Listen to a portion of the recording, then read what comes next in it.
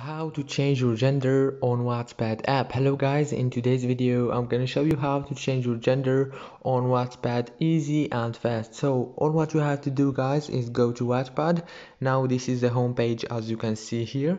All what you have to do is go to the top corner and click on your profile picture, and now go here to the top again and click on this little icon. After you choose the little icon, now you will find many options here. Choose the first one, which is account settings, and now go down and you will find pronouns here. Click on it and you can change your gender from here. As you can see, if you are a girl, choose this one. If you are a boy, choose this one, and you have the third option and you choose what you want. Don't forget to like and subscribe, and thank you so much for watching this video until the end. See you later and thank you so much.